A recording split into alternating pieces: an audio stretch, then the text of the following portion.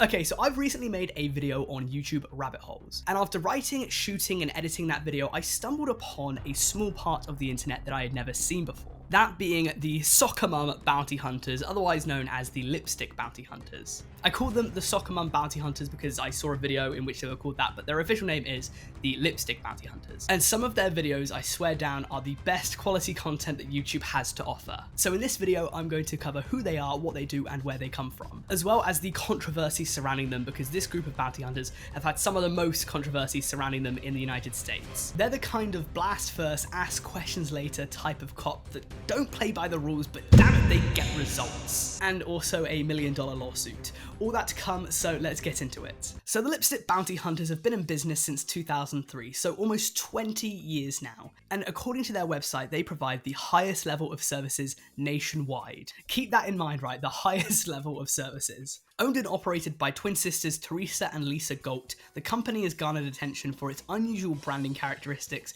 and shattering of stereotypes. So this is a good place to get into maybe the elephant in the room of this video. I just need to bring up the stereotypes because I might get a bit of hate or backlash for covering these women. So I believe that any woman, if she wants to, should become a bounty hunter. I don't know if I really believe in bounty hunting, but if it is going to exist, of course I believe in equality of the sexes. That being said, these women should not be bounty hunters in particular. Not all of them, just these ones. Now, I'm not going to pretend I am an expert in bounty hunting. I've done a bit of research, but there will definitely be some people in the comments that know way more than me. But I'll just make the points that everyone in the comments would be making. I'll be a voice for the masses. I am a man of the people and I will give the audience a voice. So let's hop into one of their videos, shall we? This one is titled Lipstick Bail Bonds Arrest Naked Man in the Shower. Arrested by 3 women. Good start. Let's check out the description. Naked Man Richards is in shock. Arrested by the lipstick bounty hunters while in the shower. One never knows when the lipstick girls will sneak up on you. So let's check it out. Richard? Richard, we're bounty hunters. Don't do anything stupid. We're bounty hunters. You're gone as we go. Get out of the shower. Let me see your hands. Get out of the shower. Get the shower off. Hands up right now. So that was a real roller coaster ride, and I think that a comment down here really does accurately represent the botched handling of this case. If Dog the Bounty Hunter pulled a woman out of the shower like this, feminists would be calling for his blood, and for good reason. But it's just a man being violated here, so who gives a fuck, right? Which is kind of a good point.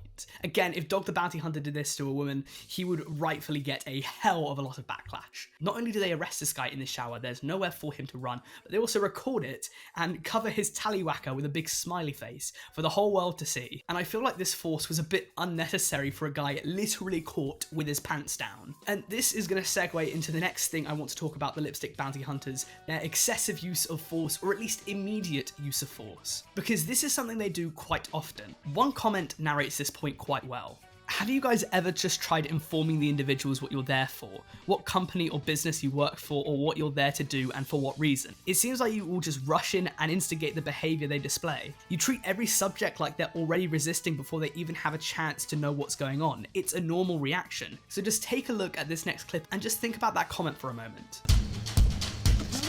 Yes. Hey. We're gonna tase you. Put the cigarette down. What the hell's going on here? Wait a minute. Wait a minute.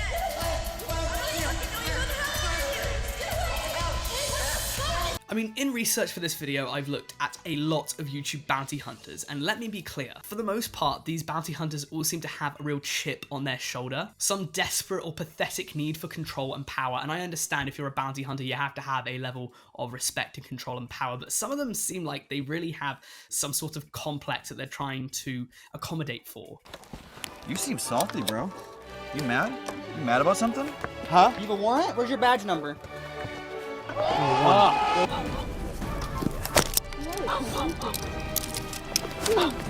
What the f was that for? You want me to remind you why you don't hit me with a shoe? No.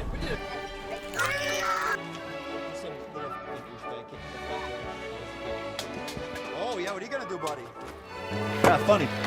Oh, that's not funny anymore, is it? But having said that, a lot of the time that they do handcuffing and tasing, they have a right to do so because they don't usually swing first. It's usually people that they are trying to investigate that are coming at them and they will respond with force. It varies video to video and bounty hunter to bounty hunter. None of them are the same. We can't put them all in the same bracket. Some of them do seem like they have some desperate need for control. It's actually quite sad, and other ones are just doing their jobs. In comparison, have a look at this woman, Amanda Chavez, who they say decided to fight.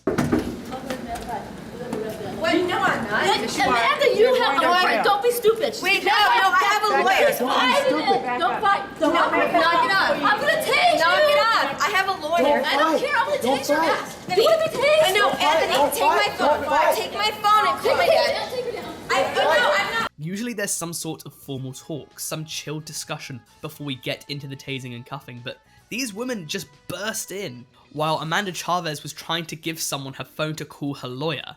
And then they say she's apparently trying to fight back. She wasn't. Hers is a natural response. If 4 people burst into your house wielding guns and tasers and zip ties, you're going to fight back to some extent. You're not just going to stand there and let them completely gimp you. Anyone with a backbone would fight back if your house is being barraged by invaders who are attempting to subdue you and not letting you know who they are.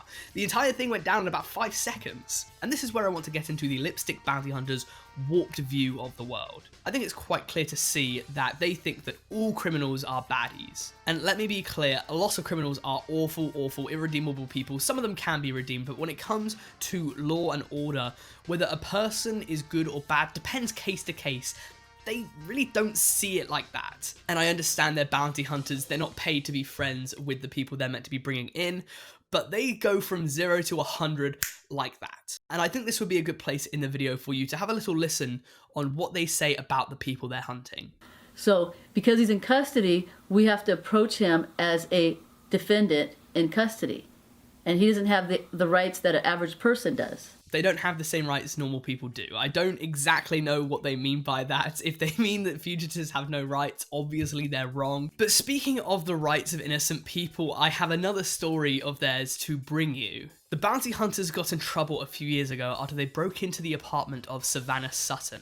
She was a nurse who they claimed was hiding her ex-boyfriend, an ex that she hadn't seen in a year. They broke into her home and claimed that she was hiding him. The only thing was that she was not hiding him. He was not there. And this is a huge faux pas for a bounty hunter, because at that point, you are trespassing. They had absolutely no right to be in Savannah Sutton's house. The law does not go or bend around them. They had no reason to be there. They broke into an innocent woman's house. Bounty hunters, private citizens, have the right to force entry if they have reasonable belief, that's the key word, reasonable belief, that the felony fugitive is inside. They also had no right to question her 7-year-old daughter about the man they were chasing. 7. They claim that the neighbor of Sutton said that her ex-boyfriend was in the area, but it's thought that they said this so they would have justification for breaking into her house and covering their own backs. If you break down the door of an innocent person, you best be sure that the person you're chasing is in there.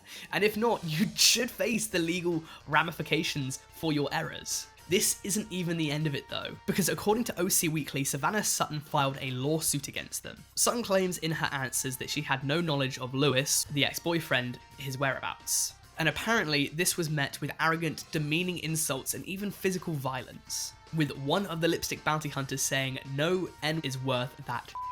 In response to this huge media storm, what did the lipstick bounty hunters do?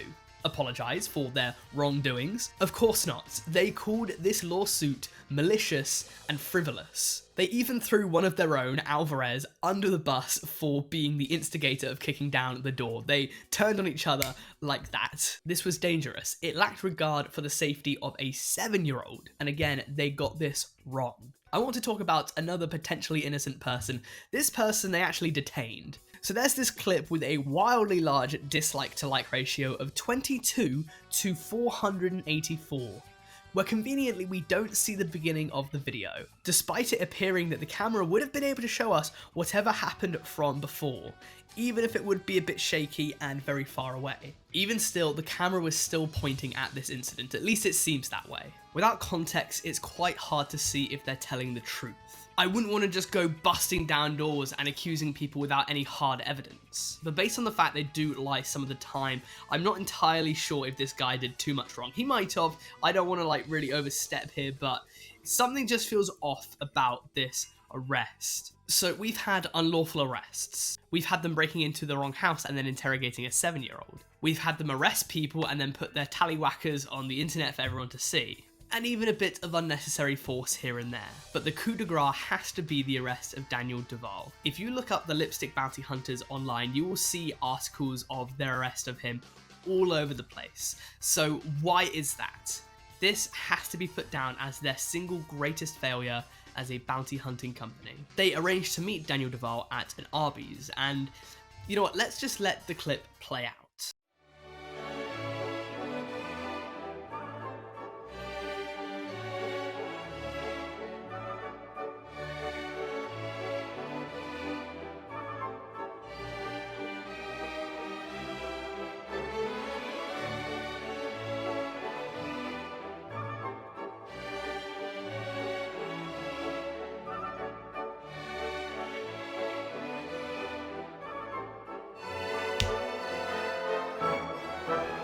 As the great Esteban once said, this is a disaster. I mean, let's just dissect this. First of all, they did this inside an Arby's, alright? We've seen it before where they arrest people just outside the premises of fast food joints or whatever. This was inside a fast food chain. They whipped out a gun in Arby's. Whether or not they actually had bullets in the gun is beside the point. I've seen clips of them before. They cocked the shotgun and it's very obvious that there have been no bullets placed inside. They took out a gun and pointed it at a man in a restaurant where there would have been families about, there would have been kids, there would have been old people, there would have been everyone in that Arby's. Come on, man. They chase him out into the parking lot. He completely takes one out. They shoot him with some rubber bullets and he gets away. So this disaster put them in some hot water. And they were actually sued for $52 million by Daniel Duvall. He claimed that they had blinded him in one eye with their attack on him. And this is where things actually get quite interesting, because after all of the shit that we've seen the lipstick bounty hunters do in this short video, they thought that the best course of action would be to file a countersuit against Daniel Duvall's attorney, Daniel Gillian. I don't think that either case materialized in much. I believe that they were both thrown out. And so the lipstick bounty hunters lived on to fight another day, but oh wow, that was a botched takedown. Don't feel too bad for Daniel though. He murdered his uncle at a birthday party, so he's going to be spending the rest of his life behind bars. So that's a fun way to end the story, right? In conclusion, I think it's fair to say that the lipstick bounty hunters really needed a change in business model a few years ago, because from blinding suspects to arresting random civilians to interrogating children to recording naked guys, not allowing them to get dressed and then putting their censored tallywhackers on the internet for everyone to see, they were under fire basically every month back in the early 2010s. Their final video was uploaded onto YouTube on the 2nd of December 2018, which was a compilation of their takedowns to Dolly Parton's Hard Candy Christmas, which was just a beautiful juxtaposition. It's a lovely video, do go check it out. And from there, it's hard to find much of the bounty hunting crew online. It seems like they went dark on social media in early 2021, with the last action from their Twitter account coming in April of last year, and their last Facebook post coming in March. So it's been about 10 months since we've last seen the bounty hunters on social media. Will we ever see them again? God, I hope not. So that's it from me. I thank you guys very much for watching this video, and if you enjoyed, please do subscribe. I have a Twitter, a Discord, and an Instagram. If you like this video, or if you like my channel, do please go join those. They will all be linked in the description. As will my Patreon. It would be great for you guys to come along and support me, also linked in the description. My patrons will be on screen right now, probably up there I would assume. Thank you very much to my patrons. I thought that I would plug my Patreon a little bit more in this outro, because this video will very likely not be monetized. Thank you, YouTube. So please do go support my Patreon for all of these awesome perks and benefits. I hope to see you there. Aside from that, please let me know down in the comments what you'd like to see me do next, because I'm only 99 videos in, yet 99, and I'm already out of ideas. Thank you for watching.